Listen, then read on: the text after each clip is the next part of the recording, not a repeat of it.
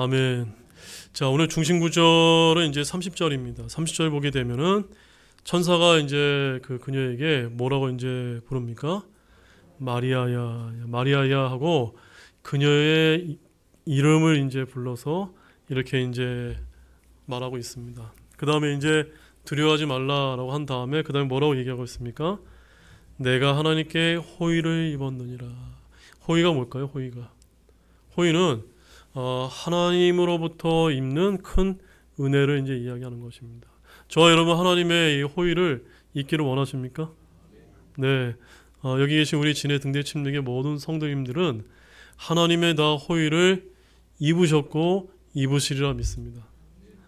그래서 오늘 제가 여러분에게 전해드릴 하나님의 말씀 제목은 하나님의 호의, 약속의 성취와 고난의 영광이라는 이런 제목으로 하나님의 말씀을 전해드리도록 하겠습니다. 우리 제목만 한번 따라해 보시죠. 하나님의 호의, 약속의 성취와 고난의 영광. 무슨 말씀이냐면 제목이 다 있습니다. 우리가 하나님의 호의 그러면 어떻습니까? 항상 좋은 것만 기대하지 않습니까? 여기 보게 되면은 이 보잘것없는 마리아가 하나님에 의해서 선택을 받아서 예수님을 낳는 어머니가 된다는 이런 축복이 우리 자매님들 입장에서 한번 생각해 보시죠. 어떨까요, 여러분? 이거는 정말로 너무너무나 영광스러운 거 아닙니까? 이것을 바로 우리가 이제 하나님의 호의라고 이제 부를 수가 있는데, 근데 이런 호의에는요, 그것만 있는 것이 아니라 고난의 영광도 내포되어 있다는 것입니다. 오늘 그 부분을 이제 저와 여러분들이 이제 초점을 맞춰서 말씀을 좀 들으셨으면 좋겠습니다. 사랑하는 성도 여러분, 오늘 우리가 함께 나눌 말씀의 배경은 인류 역사상 가장 아름답고 극적인 장면 중 하나입니다.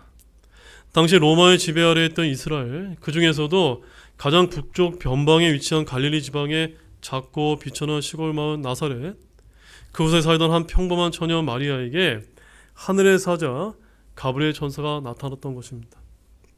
이 만남은 한 개인의 삶을 넘어서 온 인류의 구원 역사를 뒤바꾸는 장엄한 서막이 되었음을 잘 알고 계실 것입니다. 세상은 수천 년 동안 태초의 약속인 여자의 씨가 뱀의 머리를 상하게 할 것이라는 창세기 3장 15절의 원시 복음이 성취되기를 아주 오랫동안 기다려왔습니다.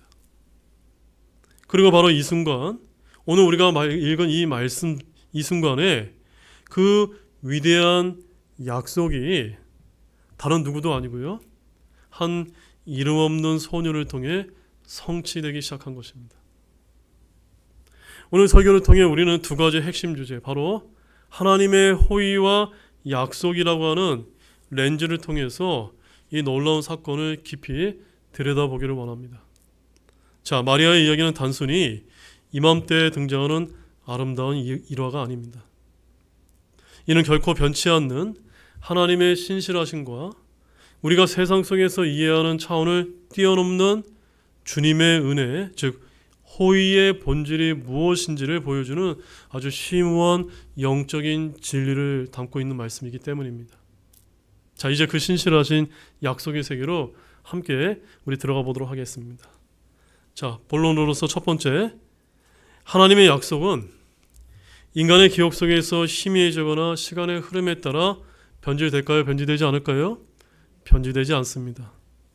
세상의 상황이 아무리 바뀌고 사람들이 그 약속에 있는다 할지라도 하나님의 계획 속에서 그 약속은 반드시 성취될 힘과 생명력을 이미 내포하고 있다는 것을 잊어서는 안 됩니다. 이것이 바로 우리 신앙의 가장 굳건한 반석이 되는 이유이기 때문입니다. 자, 오늘 본문은 바로 그 하나님의 신실하심을 아주 극명하게 보여주고 있습니다. 자, 그것이 어디에서 보여줄까요? 그것은 바로 비천한 나사렛을 향한 예언을 통해서 우리가 알 수가 있습니다. 자, 본문 26절 말씀 보십시오. 함께 읽겠습니다. 여섯째 달에 천사 가브리엘이 하나님에 의해 나사렛이라는 갈릴리의 도시로 보내어져서, 자, 여기 26절 말씀을 보게 되면 천사 가브리엘은 왜 하필이면 갈릴리 나사렛으로 이제 보내어졌을까요? 왜 그렇죠, 여러분? 여러분 어떻게 알고 계십니까? 당시 유대의 중심지는 어디였습니까? 네, 바로 명망이 높은 제사장들과 귀족들이 모여서는 예루살렘이 아닙니까? 반면에 이 나사렛이라고 하는 이 지명은요, 구약 성경에는 단 한 번도 언급된 적이 없는 그야말로 미미하고 멸시받는 시골 마을이었습니다. 하나님께서 굳이 이 비천한 땅을 택하신 데에는 놀라운 이유가 있습니다. 바로 이 진듯했던 구약의 약속을 성취하기 위함이었던 것입니다. 자, 대언자 이사야는 이미 수백 년 전에 이렇게 예언을 했는데, 여러분 이사야서 9장 1절을 한번 찾아보십시오. 이사야서 9장 1절 말씀을 보시게 되면 거기에 이제 이런 말씀이 이제 기록이 되어 있습니다. 자, 이제 중간에 보게 되면은 그때는부터 제가 이제 읽어드리도록 하겠습니다.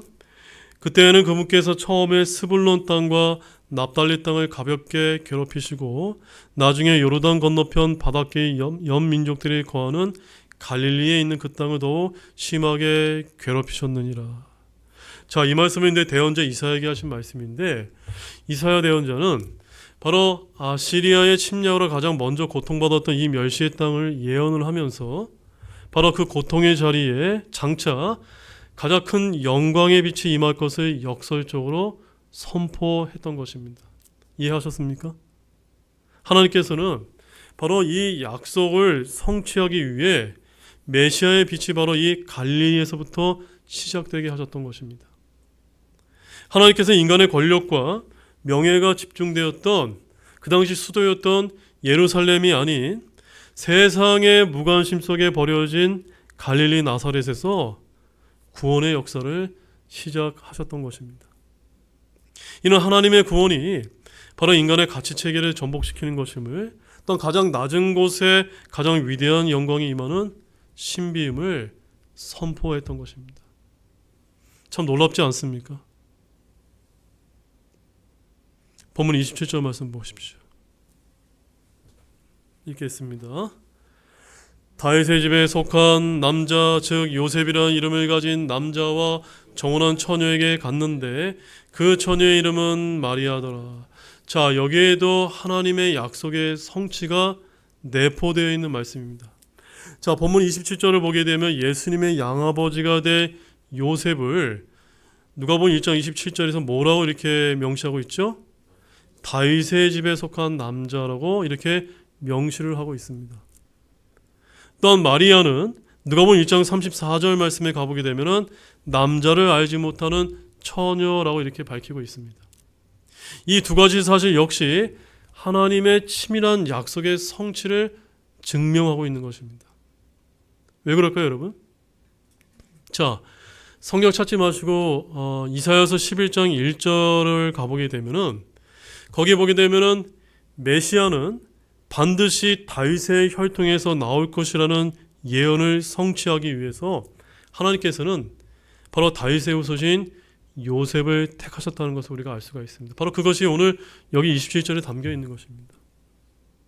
또 하나는 이사야서 7장 14절 말씀에 보라, 처녀가 수태하여 아들을 낳을 것이라는 이사야의 예언대로 마리아는 남성과의 관계없이 성령으로 잉태하게 되었다는 사실입니다. 이는 태초에 약속된 여자의 씨가 어떻게 이 땅에 오실 것인지를 보여주는 신비로운 성취인 것입니다. 맞습니까, 여러분? 사랑하는 성도 여러분, 이처럼 구약의 모든 예언은 한 점의 오차도 없이 우리 예수 그리스도 안에서 성취되었던 것입니다. 그리고 성경은 증언합니다. 고린도후서 1장 20절 말씀 한번 펴보실까요? 고린도후서 1장 20절 말씀. 고린도후서 1장 20절 말씀. 자, 거기 뭐라고 이제 말씀하고 있을까요? 함께 읽어보겠습니다. 하나님의 모든 약속은 그분 안에서 예가 되고 그분 안에서 아멘이 되어 우리를 통해 하나님께 영광이 되느니라. 자, 이 말씀이 하신 것은 누구 안에서 하나님의 모든 약속이 예가 된다고요? 그분인 예수 그리스도 안에서 다 성취가 된다는 것을 말씀하고 있는 것입니다. 맞습니까, 여러분? 바로 이와 같이 구약에 있는 약속을 철두철미하게 지키신 하나님이심을 여러분 믿고 계십니까? 그 동일하신 하나님께서 예수 그리스도의 피로 맹세하신 저와 여러분의 구원과 또 영광스러운 부활, 또 저 하늘나라에서의 보상에 대한 약속을 지키실까요? 지키지 아니하실까요? 지키시지 않겠습니까? 여러분 이것을 믿으십니까? 예, 이 모든 것도 저는 예수 그리스도 안에서 다 예가 되고 아멘이 된다고 저는 그렇게 믿습니다. 이 확신이 있기 때문에 저와 여러분은 세상의 고통과 환난 속에서도 소망을 잃지 않을 이유가 있다고 저는 믿습니다. 아멘이시죠? 그 다음에 이제 두 번째 본론은 따라해 보십시오. 참된 호의는 고난을 통한 영광의 동참입니다. 자, 아직은 잘 이해가 되지 않죠? 자, 본문 28절, 29절을 말씀을 잠깐 보시기 바랍니다. 28절, 29절 함께 읽겠습니다. 그 천사가 들어가 그녀에게 가서 말하되 크게 호의를 입은 자여 평안하냐 주께서 너와 함께 하시니 내가 여자들 가운데 복이 있도다 하매 그녀가 그를 보고 그가 하는 말에 불안해하며 이것이 무슨 식의 인사인가 하고 마음속으로 생각하니. 자, 28절 말씀은 천사 가브리엘이 마리아에게 하나님의 호의를 입은 사실을 알려주고 있는 내용입니다. 근데 29절 말씀을 보게 되면 마리아는 천사의 말을 듣고 놀라면서 그 말의 뜻이 무엇인지를 곰곰이 이제 생각을 했습니다. 자, 사랑하는 여러분, 여기 등장하는 호의라고 하는 이 말은요, 신약 성경에 단 2번밖에 등장하지 않는 아주 독특한 단어입니다. 그래서 원래 이제 사전적인 정의는 값없이 은혜를 베풀다, 거저주다라는 이런 의미를 가지고 있습니다. 근데 여기서는 하나님께서 사람에게 좋은 것을 선물한다라는 그런 이제 뜻을 가지고 있습니다. 즉 천사가 마리아에게 호의를 입은 자라고 말한 것은 그녀가 예수님의 모친으로 하나님께 선택된 것을 가리킨 것입니다. 자, 이 얼마나 영광스러운 은혜가 아닙니까? 맞습니까? 그러나 우리는 이 호의에 대해 한 번쯤 깊이 생각해 봐야 된다고 믿습니다. 마리아가 메시아를 잉태하고 출산하는 일은 실로 생각하기조차 어려운 큰 축복이면은 틀림이 없습니다. 그러나 우리가 조금만 다른 각도로 우리가 생각을 해보게 되면 마리아는 메시아를 잉태함으로 다른 평범한 사람이 겪지 않을 큰 고통을 겪어야만 했기 때문입니다.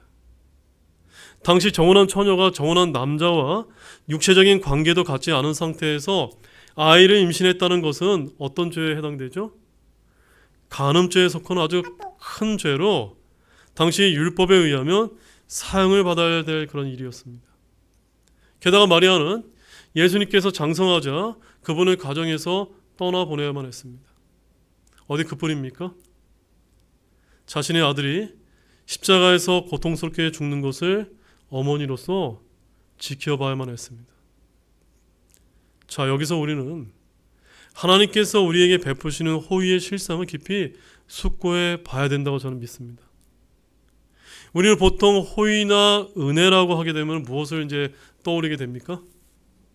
뭔가 사업, 내가 잘한 내 사업이 큰 성공을 이루고 또 건강의 축복을 받고 또 물질적인 풍요를 누리게 되고 또 세상의 명예와 같은 것을 저와 여러분들은 생각하기가 쉽습니다. 이런 것들이 있으면 아, 내가 하나님께 큰 호의를 입었구나 라고 이렇게 이제 생각을 하게 됩니다. 그러나 오늘 본문에서 천사 마리아에게 전한 크게 호의를 입은 자여라는 이 인사를 우리가 잘 한번 생각해 보시기 바랍니다. 우리가 생각하는 차원은 훨씬 뛰어넘는 더 깊은 의미를 담고 있기 때문입니다. 천사의 인사는 마리아가 인류의 구원자이신 예수님의 어머니로 선택받았다는 지극히 영광스러운 축복을 의미합니다. 세상 그 어떤 여인이 이보다 더 큰 영광을 누릴 수 있었겠습니까?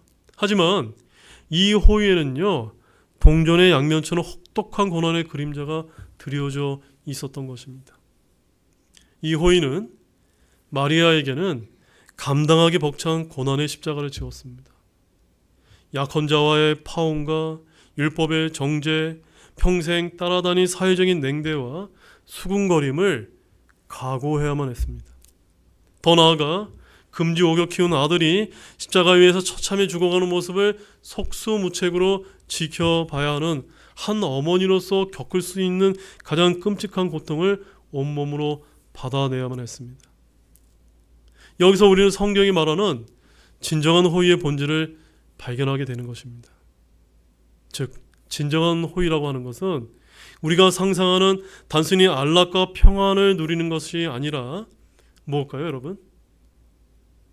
그리스도의 고난에 참여하는 영광인 것입니다.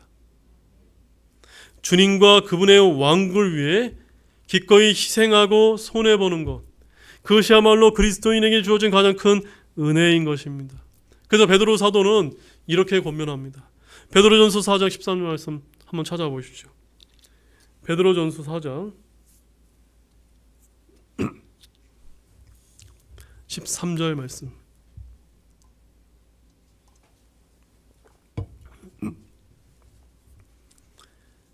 베드로전서 4장 13절 말씀. 자, 함께 우리 읽어보겠습니다. 오히려 너희가 그리스도의 고난에 참여하는 자가 되었으므로 기뻐하라. 이것은 그분의 영광이 드러날 때 너희가 넘치는 기쁨으로 또한 즐거워하게 하려 함이라. 아멘이시죠, 여러분? 네, 여기에 바로 오늘 우리가 발견한 그 진정한 호의의 그 원리가 여기 이제 담겨 있는 것입니다. 사도 바울 역시 복음을 위해 매맞고 굶주리며 멸시받는 삶을 살았지만 그는 그것을 불행으로 여기지 않고 오히려 자신의 능력 있게 하신 하나님의 은혜라 여기면서 감사를 했습니다. 그래서 고린도전서 15장 10절 말씀에 사도 바울이 이렇게 고백합니다.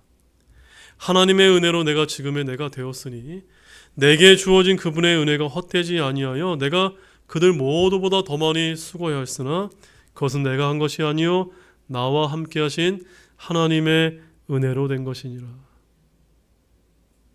성도 여러분, 이제 우리의 신앙은 나 한 사람만 잘되고 복받는 것을 구하는 기복주의적인 어린 신앙에서 벗어나야 될 줄로 믿습니다. 주를 위해 고난받는 것을 가장 큰 은혜와 큰 호의로 여기며 그것을 강구할 수 있는 성숙한 믿음으로 함께 나아가기를 진실로 소망합니다. 자, 이제 세 번째 본론으로는 주님께서는 개인적으로 저와 여러분을 부르신다는 사실입니다. 본문 30절 말씀 보십시오. 본문 30절 함께 읽겠습니다. 천사가 그녀에게 이르되 마리아야 두려워하지 말라 내가 하나님께 호의를 입었느니라. 자, 하나님의 위대한 구원 계획은 인류 전체를 향한 거대한 서사임에서 동시에 우리 한 사람 한 사람을 향한 지극히 개인적이고 친밀한 이야기라는 사실입니다. 하나님은 우리를 인류라는 익명의 집단으로 대하지 아니하시고 각자의 이름을 부르시며 인격적으로 만나주시는 것입니다. 천사가 마리아에게 나타나 가장 먼저 한 말은 마리아야 였습니다. 이는 앞서 제사장 사가랴에게 나타나 사가랴야 하고 그의 이름을 불렀던 것과 같습니다. 하나님께서는 유대의 존경받는 제사장이든 갈릴리 시골의 이름 없는 처녀이든 차별 없이 각 사람을 개인적으로 아시고 부르시는 분이심을 보여준 아주 명백한 증거라고 믿습니다. 바로 이와 같은 사실은 오늘 저와 여러분에게 두 가지 중요한 영적인 진리를 보여주고 계십니다. 첫 번째 그것은요, 바로 위로와 소망입니다. 온 우주를 창조하신 하나님께서 바로 나를, 다른 누구도 아닙니다, 구원받은 나를 개인적으로 아시고 내 삶의 모든 것을 지켜보고 계신다는 사실은 세상이 줄 수 없는 가장 큰 위로와 소망이 된다고 믿습니다. 아멘이 적으시네요. 맞습니까? 두 번째는 경외와 책임입니다. 동시에 우리의 가장 은밀한 생각과 행동까지 아시는 하나님 앞에서 우리는 매우 두렵고 떨리는 마음으로 살아야 할 책임감을 느끼기 때문인 것입니다. 시편 33편 13절 말씀에 시편 기자가 이렇게 고백합니다. 하나님은 하늘에서부터 바라보사 사람의 모든 아들들을 살피시며 라고 말씀하고 계시고, 또 시편 44편 21절을 보게 되면 하나님께서 이 일을 찾아내지 못하실 이유, 그분은 마음의 은밀한 일들을 아신도다. 뭘 아신다고요? 저와 여러분의 마음에 숨겨놓은 은밀한 것들을 아시는 분이 우리 하나님이시다라고 말씀합니다. 그러니까 결국 우리는 하나님 앞에서 숨길 수 있는 것이 없는 것입니다. 자, 더 나아가서 하나님께서는 오늘 본문 31절을 보시게 되면 마리아가 낳을 아들의 이름을 직접 지어주시기까지 했습니다. 자, 31절 말씀 읽어보시겠습니다. 보라, 내가 내 태에 수태하여 아들을 낳고 그의 이름을 예수라 하리라. 자, 여기는 엄청난 의미가 담겨 있습니다. 그의 이름을 예수라 하리라 라고 말씀하셨는데, 여기 예수는요 바로 히브리식 이름이 여호수아의 그리스어식 표현입니다.